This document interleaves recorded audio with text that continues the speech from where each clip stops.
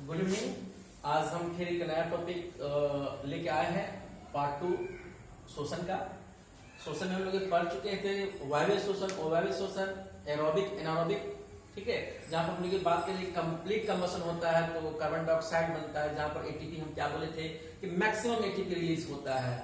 और ये देखे थे जहां पर लैक ऑफ ऑक्सीजन या एनारोबिक टाइप का रिस्पिरेशन जहां हो रहा था, वहां मिनिमम अमाउंट में एटीपी हमको प्राप्त हो रहा था। अब कई बार एग्जाम में पूछा जाता है कि ग्लूकोज का डिफरेंट पाथवे से कैसे कैसे ब्रेकडाउन होता है, ठीक है। वो 3 मार्क्स में कई बार पूछा सीबीएसई को और डिफरेंट बोर्ड्स को ये पूछा जाता है। तो उस चीज को हम यहाँ पे रखे हुए हैं।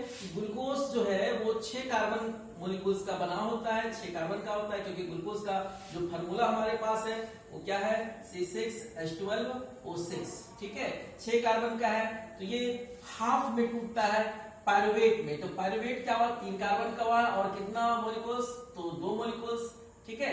अब पायरुवेट जो है, पायरुवेट का सिंथेसिस कहां होगा, तो साइटोप्लाज्म में।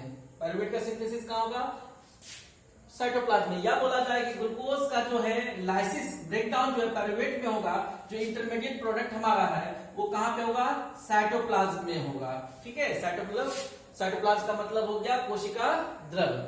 अब ये पायरुवेट जो है वो माइटोकॉन्ड्रिया तक पहुंचेगा। पायरुवेट जो है माइटोकॉन्ड्रिया तक पहुंचेगा और माइटोकॉन्ड्रिया क्लीनर वाले पहुंचकर क्या होगा कि एरोबिक, पहला कंडीशन क्या था, एरोबिक। अगर एरोबिक कंडीशन होगा तो वहां कार्बन डाइऑक्साइड, वाटर और एनर्जी 38 एटीपी एनर्जी रिलीज होगा, ठीक है। और वहां पे बताए थे कि ये स्टेप होने में हमारा 2 एटीपी जो है यूज हो जाता है। तो नेट जो हमारा बेनिफिट हुआ था कितना, 36 एटीपी का बेनिफिट हुआ था, 36 एटीपी का बेनिफिट हुआ था, ठीक है। सेकेंड स्टेप में आ गए थे क्या कि एनारोबिक रिस्पिरेशन जो बैक्टीरिया करता है, फंगी करता है, करता है, उसमें क्या होगा, इथेनॉल बनेगा, कार्बन डाइऑक्साइड बनेगा और एटीपी कितना यूज होगा, बनेगा हमारा 2 एटीपी बनेगा, ठीक है। और हमारे में क्या होता है, हमारे मसल सेल्स में जो ये पढ़ चुके हम लोग, मसल सेल्स में कितना एटीपी बना था, 2 एटीपी बना था। और जो प्रोडक्ट हमारे पास निकल के आया था हमारे मसल्स में, जो आगे डिपोजिट हो जाता है, जहां पे क्रम्स आ जाते हैं, तो लैक्टिक एसिड हमारा फॉर्मेशन होगा और वाटर आएगा। तो ये डिफरेंट पाथवे से ग्लूकोज का ब्रेकडाउन होता है। इसको थोड़ा समझते हैं हम लोग और इसको और क्लियर करके थोड़ा समझते हैं कि कैसे वर्क करता होगा ये चीज। मान लें कि ये हमारा सेल है, ठीक है। इस सेल्स में क्या होता है, ग्लूकोज एंट्री कर गया, ठीक है। ग्लूकोज एंट्री किया, ग्लूकोज एंट्री कर गया, ठीक है। ये हमारा क्या है, न्यूक्लियस है। ये हमारा पूरा एरिया क्या है, साइटोप्लाज्म का है, ठीक है। और यहाँ पर क्या है कि माइटोकॉन्ड्रिया है हमारा, ठीक है। यहाँ पे माइटोकॉन्ड्रिया है। तो ग्लूकोज का ब्रेकडाउन जो है यहीं पे पायरुवेट में होता है, ठीक है। पायरुवेट में यहीं पे होता है। तो ये हमारा एरिया क्या हो गया कि साइटोप्लाज्म में ग्लूकोज का ब्रेकडाउन हो रहा है, तो साइटोप्लाज्म ब्रेकडाउन हो गया। ये माइटोकॉन्ड्रिया, अब ये माइटोकॉन्ड्रिया में पायरुवेट जो है इनर मेम्ब्रेन तक पहुंचता है, ठीक है। डिफरेंट एंजाइम्स के द्वारा ये हम लोग ऊपर क्लास के हायर क्लास में हम लोग पढ़ेंगे, ठीक है। तो ये पहुंच गया कि हम इनर वॉल में पहुंच गया। और यहाँ पर क्या होता है, क्रिस्टी होता है, क्रिस्टी। तो क्रिस्टी पर ही क्या होता है, एटीपी का फॉर्मेशन होता है। तो ये बात आ गया कि माइटोकॉन्ड्रिया में कंप्लीट कंबशन होता है। तो एक बात आता है कि सर एरोबिक कंडीशन में क्या होता है, माइटोकॉन्ड्रिया है, ये प्लांट और यूकैरियोटिक ऑर्गेनिज्म है, उसमें माइटोकॉन्ड्रिया है और माइटोकॉन्ड्रिया एटीपी का फॉर्मेशन करेगा। बैक्टीरिया और ईस्ट में यहाँ पे तो माइटोकॉन्ड्रिया है नहीं, बैक्टीरिया और ईस्ट में माइटोकॉन्ड्रिया है नहीं, क्योंकि ये हमारा क्या हो गया कि यहाँ पर बैक्टीरिया के केस में क्या है, माइटोकॉन्ड्रिया नहीं है। तो वहां पर माइटोकॉन्ड्रिया के लिए क्या एक होमोलोगस ऑर्गेन के तौर पे हम यहाँ बात करेंगे कि कौन बनाता है, तो मेसोसोम। ये ऑब्जेक्टिव पूछा जाता है कई कंपटीशन में। मेसोसोम्स जो है वो मेसोसोम्स ही रिस्पॉन्सिबल है बैक्टीरिया में एटीपी का फॉर्मेशन करने के लिए। तो ये याद रखिएगा, मेसोसोम को याद रखना है आपको, ठीक है। और बोर्ड एग्जाम के व्यू से ये 3 मार्क्स से पूछेगा डिफरेंट पाथवे से कैसे ग्लूकोज का जो है ब्रेकडाउन होता है, ठीक है। आगे बढ़ते हुए हम लोग चलते हैं कि रिस्पिरेशन जो प्लांट में कैसे होता है। रिस्पिरेशन प्लांट में कैसे होता है, तो प्लांट का मेन पार्ट्स क्या होता है, रूट होता है, स्टेम होता है, लीव्स होता है, ठीक है। रूट क्या है, नन ग्रीन होता है, जहां पर रूट हेयर होगा, बहुत सारा रूट हेयर होगा, फाइन स्ट्रक्चर होगा। रूट है तो रूट हेयर्स होते हैं, ठीक है। रूट है तो रूट हेयर्स होते हैं। वही रूट हेयर्स क्या करता है, डिजोल्व ऑक्सीजन को यूज करता है और ये रिस्पिरेशन में मदद करता है। तो रूट हेयर क्या कर रहा है, श्वसन में मदद कर रहा है, रिस्पिरेशन में मदद कर रहा है। आते सेकंड क्या है, स्टेम। स्टेम में हम लोग क्या देखते हैं, स्टेम अगर वुडी स्टेम है, ठीक है, अगर वुडी स्टेम है तो वहां पर क्या होगा, लेंटिकल्स, एक फाइन टीनी पार्टिकल्स टाइप का बोलेंगे, ये पोर्स होता है जो लेंटिकल्स, वो लेंटिकल्स वुडी स्टेम में होगा। वुडी स्टेम में लेंटिकल्स के द्वारा क्या होगा, रिस्पिरेशन होगा। अगर स्टेम बोले ग्रीन है तो फिर ये क्या करेगा, स्टोमाटा के द्वारा जो टीनी पोर्स होता है वो गैस का एक्सचेंज करेगा, ऑक्सीजन पहुंचाएगा और उधर से कार्बन डाइऑक्साइड रिलीज हो जाएगा। लीफ में क्या होता है, स्टोमाटा के द्वारा ही गैस एक्सचेंज होते हैं, या बोलेंगे क्या, श्वसन कंप्लीट होता है। तो ये हमारा जो है प्लांट्स का एरिया जो है ये भी कंप्लीट हो गया हमारा, ये भी एरिया कंप्लीट हो गया। तो प्लांट्स में ये मेनली जो है 3 पार्ट्स जो है, रूट, स्टेम और लीव्स, इसी के द्वारा हमारा क्या होता है, श्वसन का कार्य कंप्लीट होता है। आगे हम आते हैं कि रिस्पिरेशन जो है ह्यूमन बीइंग्स में कैसे होता है, ह्यूमंस में कैसे रिस्पिरेशन होता है।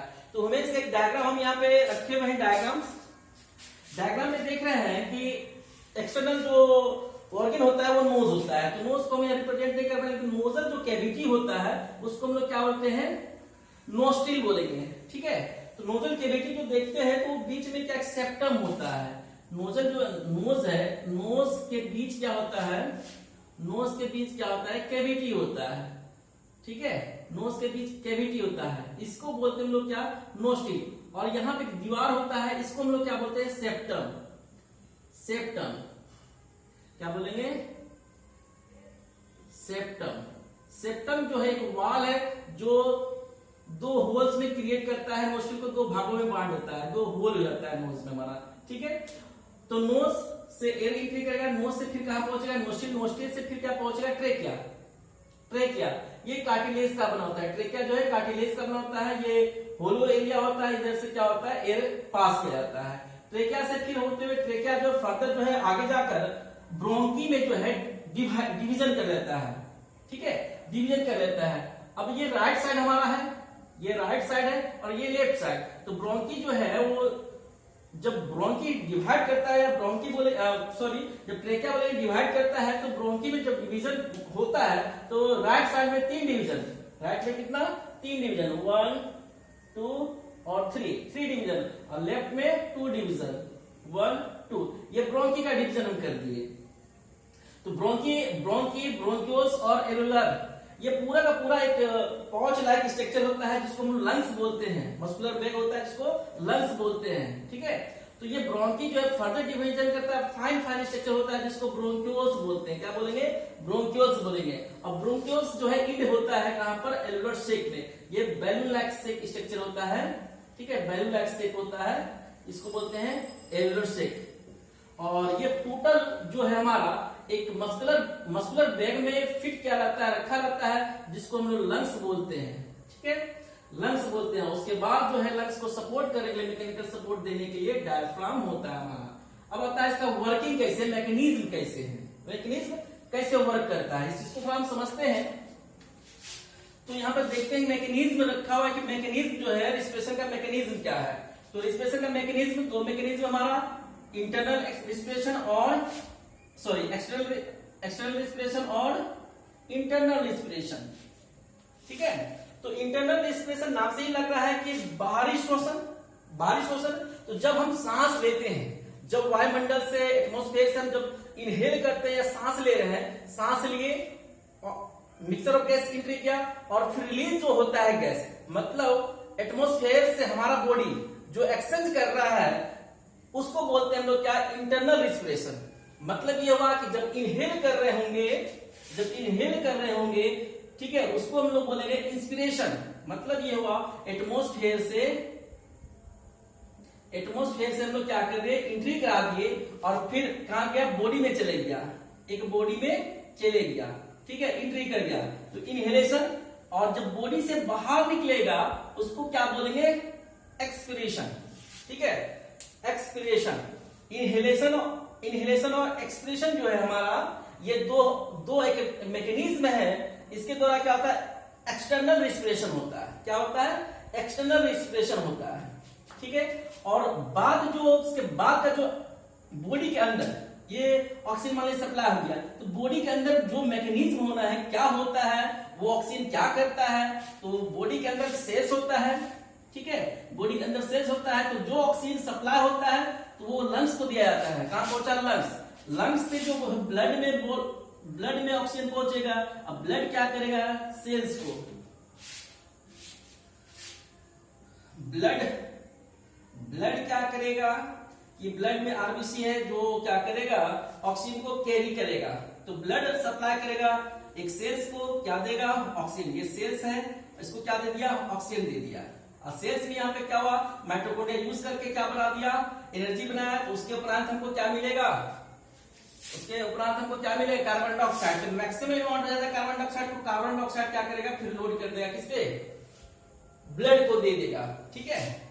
तो ये हमारा क्या हुआ कि सेलुलर रिस्पिरेशन। तो हम ये कह सकते हैं इंटरनल रिस्पिरेशन को सेल लेवल पर ये मैकेनिज्म हो रहा है, एक्सचेंज ऑफ गैसेस हो रहा है between blood cells and cells. तो इसको हम बोलेंगे क्या कि सेलुलर रिस्पिरेशन। तो सेलुलर रिस्पिरेशन पर ही क्या होता है कि सर एटीपी बनता है, ठीक है, एटीपी का निर्माण होता है।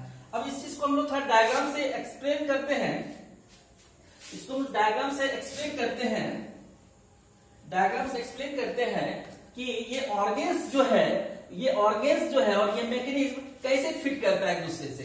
तो इस चीज को हम लोग देख लेते हैं कि हमारा जो नोज है, नोज से पास होगा नोस्ट्रिल से ब्रोंकी को, नोस्ट्रिल से ट्रेकिया को, ट्रेकिया से ब्रोंकी को, ब्रोंकी से ब्रोंक्यूल्स को, और ब्रोंक्यूल से एल्वुलर सेक को, और फिर लंग्स को, ठीक है। अब होता क्या है कि जब इनहेलेशन होता है, जब इनहेलेशन होता है, ऑक्सीजन एंट्री करता है थ्रू नोज से होते ट्रेकिया, नोज से होते हुए नोस्ट्रिल, ट्रेकिया से ब्रोंकी, ब्रोंक्यूल्स, एल्वुलर सेक, ये यहां आता है। तो ये क्या होता है, एल्वुलर सेक बैलून लाइक शेप है, एल्वुलर सेक क्या बैलून शेप है। तो जैसे ही ऑक्सीजन होता है तो इसका वॉल्यूम क्या होता है, बढ़ जाता है, ये एक्सपेंड करता है, और इनर वाल जो है लंग्स का, उसके सरफेस को टच करता है। तो यहाँ पर ब्लड वेसल्स होते हैं, ब्लड वेसल्स के बीच क्या होता है, एक्सचेंज ऑफ गैस हो जाता है, ब्लड वेसल्स के बीच क्या होता है, एक्सचेंज ऑफ गैस। तो ये क्या दे देगा, ऑक्सीजन देगा, ये क्या करेगा, ऑक्सीजन रिलीज करेगा, ऑक्सीजन लंग्स को पहुंचेगा, और बदले में लंग्स क्या करेगा, इसके पास क्या है, कार्बन डाइऑक्साइड है, CO2। तो मेन एक्सचेंज जो होता है वो एल्वुलर सेक और लंग्स के बीच गैसों का एक्सचेंज होता है, आदान प्रदान यही होता है, ठीक है। तो ये हमारा क्या हुआ, इंस्पिरेशन। अब ये CO2 जो है लेते हुए ब्रोंकी से ब्रोंकी, ट्रेकिया, नोस्ट्रिल और नोज से फिर बाहर निकल जाएगा, इसको क्या बोलेंगे हम लोग, एक्सपीरेशन, ठीक है। इनहेलेशन और एक्सपीरेशन, इंस्पिरेशन और एक्सपीरेशन, ठीक है। तो हम यहां पे एक नाम और डाल सकते हैं, क्या, इनहेलेशन, एक्सहेलेशन, ठीक है। इंस्पिरेशन को इनहेलेशन भी बोलेंगे और एक्सपीरेशन भी कह सकते हैं, ठीक है। तो ये एक हमारा फ्लो चार्ट हो गया। तो ये ऑक्सीजन हमारा कहां पहुंचा, टोटल जो ऑक्सीजन कहां पहुंचा, ब्लड को पहुंचा, ठीक है। और ये हम देख रहे थे, ये टोटल जो हम अभी देखे मैकेनिज्म, ये मैकेनिज्म किसको बता रहा है, एक्सटर्नल रिस्पिरेशन को बता रहा है कि बॉडी के अंदर ऑक्सीजन गया और बॉडी से बाहर निकल गया क्या, कार्बन डाइऑक्साइड। और ये कहां जा रहा है, एटमॉस्फेयर को जा रहा है, ये एटमॉस्फेयर को चले गया, ठीक है। लेकिन अब यहां जाने के बाद जब ये लंग्स को मिला ऑक्सीजन, तो होता क्या है, इस चीज को देखते हैं। तो लंग्स को मिला ऑक्सीजन, लंग्स क्या किया, ब्लड सेल्स को दे दिया, और ब्लड सेल्स क्या किया, ये सेल्स को, ठीक है, ये सेल्स को क्या किया, सेंड कर दिया ऑक्सीजन। तो सेल्स में हमारा क्या है, माइटोकॉन्ड्रिया हमारा, ये माइटोकॉन्ड्रिया है। सेल्स को कौन ब्लड दे रहा है, सेल्स में क्या कर रहा है, ब्लड जो है वो इसको ऑक्सीजन दिया, और क्या हुआ, ये ऑक्सीजन क्या हो रहा है कि यूज कर लिया जाए किसके द्वारा, माइटोकॉन्ड्रिया के द्वारा। हम पढ़ चुके हैं कि क्या कि सर अभी पढ़े थे कि पायरुवेट जो पहुंचता है कहां पर, इनर वॉल ऑफ माइटोकॉन्ड्रिया। तो उसी टाइम में क्या होता है, ऑक्सीजन का यूज करके क्या बना दिया, CO2 बना दिया। ठीक है, क्या बना दिया, CO2। अब मेन प्रोडक्ट हमारा क्या हुआ, ATP बना। ये CO2 रिलीज हुआ और ये फिर क्या ब्लड सेल्स को भेज दिएगा। फिर क्या होगा, ये एक्सक्रीशन के द्वारा या बोलेंगे इनहेलेशन के द्वारा ये फिर क्या होगा, बॉडी से बाहर निकल जाएगा। ये टोटल हमारा एक मैकेनिज्म हुआ रिस्पिरेशन का, और ये टॉपिक हमारा यहीं पे खत्म हो जाता है। इसमें कुछ ऑब्जेक्टिव हमारा देखने को मिलता है कि हमारा ये जो एरिया है, ये ऑब्जेक्टिव के बाद पूछता है कि प्रोटेक्शन के लिए, लंग्स के प्रोटेक्शन के लिए एक बाहर से क्या होता है कि डबल मेम्ब्रेन का, फाइन डबल मेम्ब्रेन का पतली सी झिल्ली होती है जो डबल मेम्ब्रेन की बनी होती है, जो ट्रांसपेरेंट भी होती है। तो उसको हम लोग क्या बोलते हैं, प्लूरा। क्या बोलते हैं, प्लूरा मेम्ब्रेन। ठीक है, तो प्लूरा मेम्ब्रेन क्या है, डबल मेम्ब्रेन का बना होता है, डबल मेम्ब्रेन का है। ठीक है, प्लूरा क्या है, डबल मेम्ब्रेन के। इनके बीच क्या होता है, कुछ फ्लूइड होता है। ठीक है, कुछ फ्लूइड होता है, उस फ्लूइड को क्या बोलेंगे, प्लूरा फ्लूइड। क्या बोलेंगे, प्लूरा फ्लूइड। ठीक है, ये दो आउटर और इनर हो गया हमारा क्या, मेम्ब्रेन। इनके बीच क्या फ्लूइड है, ताकि ये क्या रहे, लंग्स को क्या मैकेनिकल सपोर्ट देता है, लंग्स को मैकेनिकल सपोर्ट देता है। जब हम इनहेलेशन करते हैं तो ये मैकेनिकल सपोर्ट देता है, और साथ ही साथ डायफ्राम जो है, डायफ्राम भी सपोर्ट करता है। जब इनहेलेशन होगा तो ये हमारा डाउनवर्ड शिफ्ट कर जाएगा, ये हमारा डायफ्राम डाउनवर्ड शिफ्ट कर जाएगा। और जब हम एक्सपीरेशन करेंगे या एक्सहेलेशन करेंगे तो ये फिर रिटर्न कर जाएगा। ठीक है, तो डायफ्राम और हमारा प्लूरा फ्लूइड ये दोनों क्या करता है, मैकेनिकल सपोर्ट करता है इसको, लंग्स को। ठीक है, तो उम्मीद करते हैं कि वीडियो आपको अच्छा लगा होगा। तो अच्छा लगा तो इसको लाइक कीजिए, सब्सक्राइब कीजिए, शेयर कीजिए। धन्यवाद।